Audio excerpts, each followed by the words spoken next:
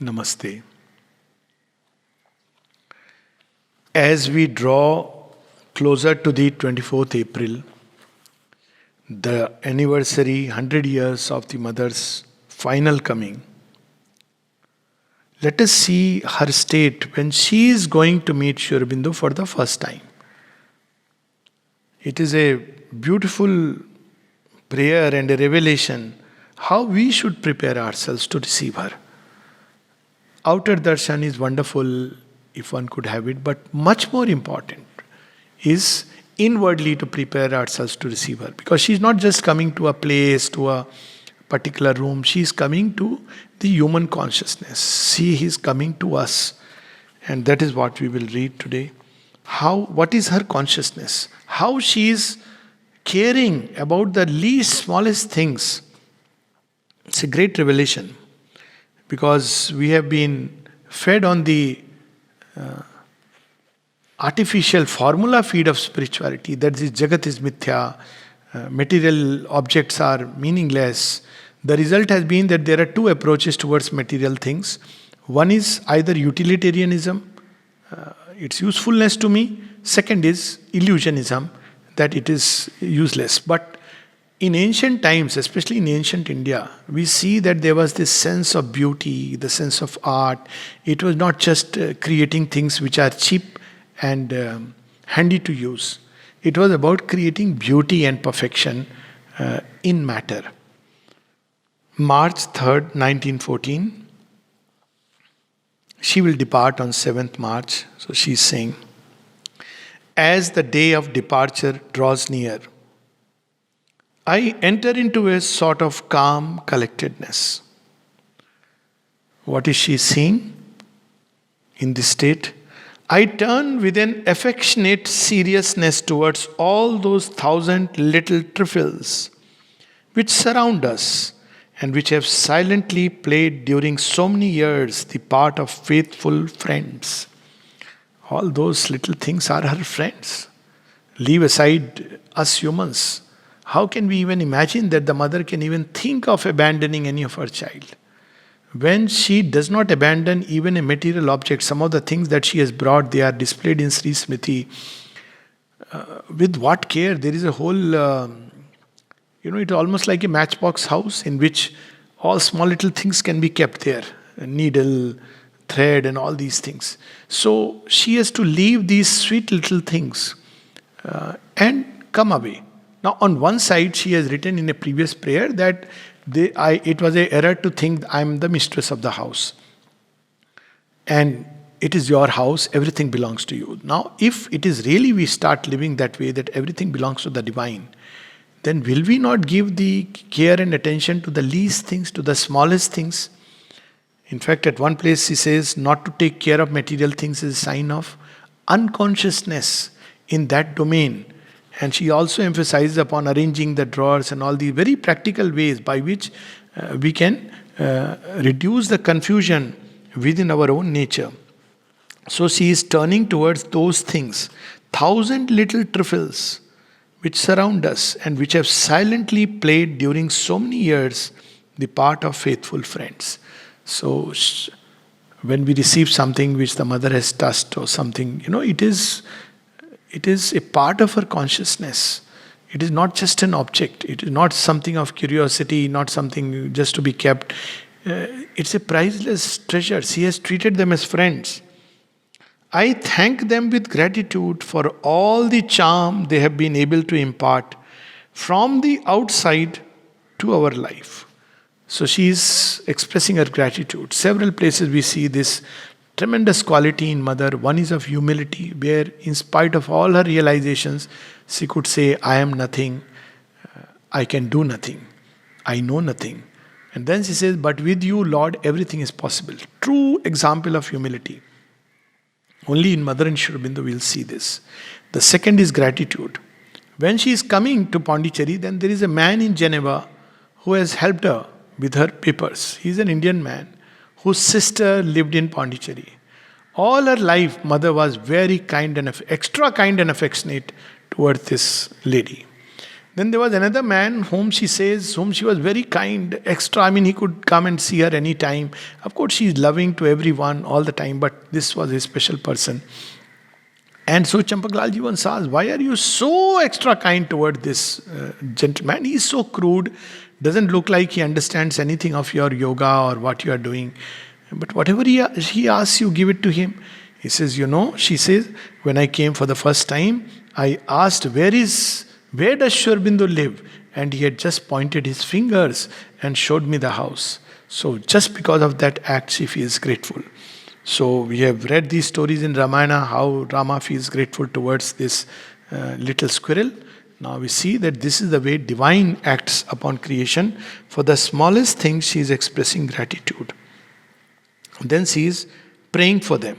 I wish, if they are destined to pass for a long or a brief period into other hands than ours, that those hands may be gentle to them and may feel all the respect that is due to what thy divine love, O Lord, has made to emerge from the dark inconscience of chaos. So she wants us to treat everything with gentleness, care, not clumsily, not crudely. This Sri Aurobindo, same thing. We have that example where a door was not opening properly, so somebody in a fit of whatever anger hit the door with his foot, so it opened. Sometimes door get jammed, stuck. And so he hurt his foot. So he asked to Sri Aurobindo that I have hurt my toe trying to kick the door, and now there is a bump and there is a problem. So can you send me some ointment to relieve it? Now look at it. Sri Aurobindo's answer is very different. He says, naturally, if you kick the door is bound to kick back at you. So everything, the smallest thing, she is asking us, it's really a big education for all of us, that it should be taken, it should be treated with utmost care. Why? Not because they belong to us. She says, we should not take care because we are attached to them, but because it is an effort of the divine love to pull it out of inconscience. Now, if we look at it, how is it the effort of divine love? Well, in the entire creation, the first force that has gone into creation is divine love. What has been the action of divine love? Inconscient turned into matter. First step. And then divine love inspiring human beings with beauty, with joy, with creativity, and somebody picks out this matter and carves it into a shape beautiful.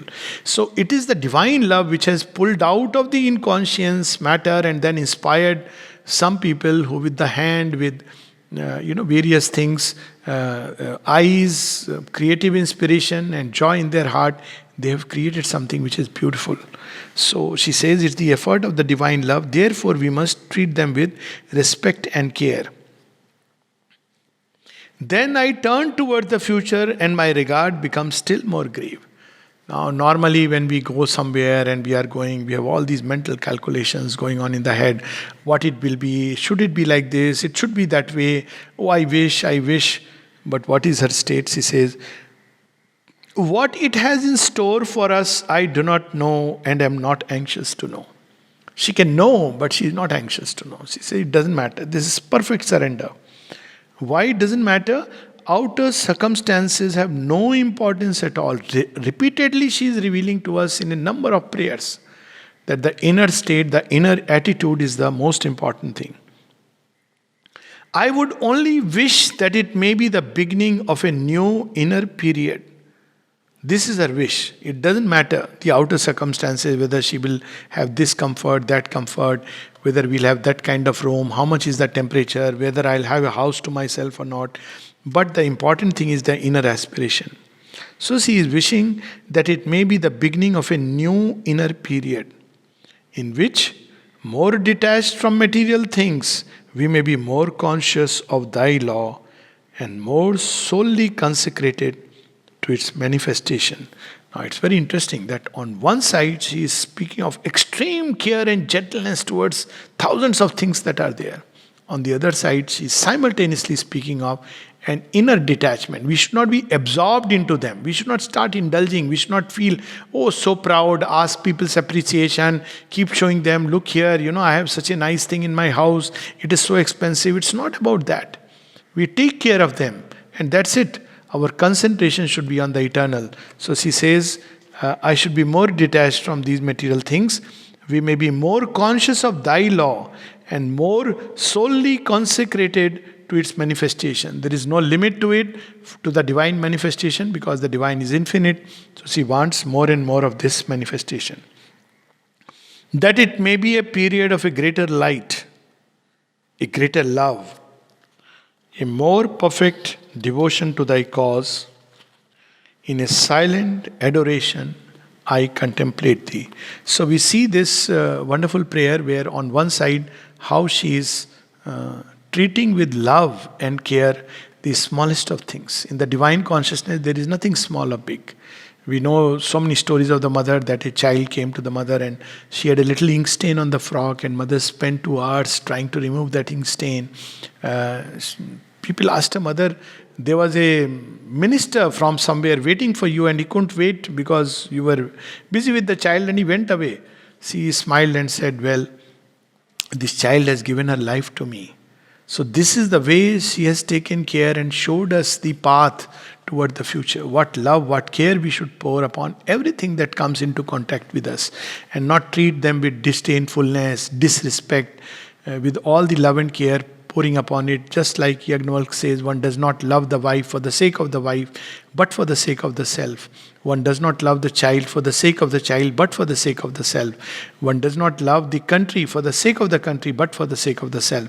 To which Sri Aurobindo adds, well, this is Synthesis of Yoga, this is a story of Yagnavalk, to which he adds that when we live in the lower self, in the ego, then we love these things for the egoistic self, for our benefit. We dominate, possess them. We want things, whatever is useful to our selfish interest, that we give love. But when we live in the higher self, then we are like trustee, and everything we love, this entire creation, in the spirit that the divine is in them. So the whole stance changes, and that is the difference between love and attachment, as Yagnavalk explains when his wife Maitreyi asks him about this question. So this, and always there is something greater, something more. Someone asked Sri Aurobindo about supramental, and both Mother and Sri Aurobindo have said supramental is not the end, because divine manifestation is infinite. So there will be more and more beyond. But the difference will be that right now evolution is from ignorance towards knowledge, from darkness to light, and from bondage to freedom, from death to immortality. Then it will be from freedom to greater freedom, from joy to greater joy, from light to greater light. This will be the difference, and that means crossing over of a definite line. Here below is ignorance, there below there is endless, infinite light, infinite consciousness. So we read again, March 3rd, 1914. As the day of departure draws near, I enter into a sort of calm collectedness. I turn with an affectionate seriousness towards all those 1,000 little trifles which surround us, and which has silently played during so many years the part of faithful friends. I thank them with gratitude for all the charm they have been able to impart from the outside to our life. I wish, if they are destined to pass for a long or a brief period into other hands than ours, that those hands may be gentle to them and may feel all the respect that is due to what thy divine love, O Lord, has made to emerge from the dark inconscience of chaos. Then I turn towards the future, and my regard becomes still more grave. What it has in store for us, I do not know, and am not anxious to know. Outer circumstances have no importance at all. I would only wish that it may be the beginning of a new inner period in which, more detached from material things, we may be more conscious of thy law and more solely consecrated to its manifestation, that it may be a period of a greater light, a greater love, a more perfect devotion to thy cause. In a silent adoration, I contemplate thee. Namaste.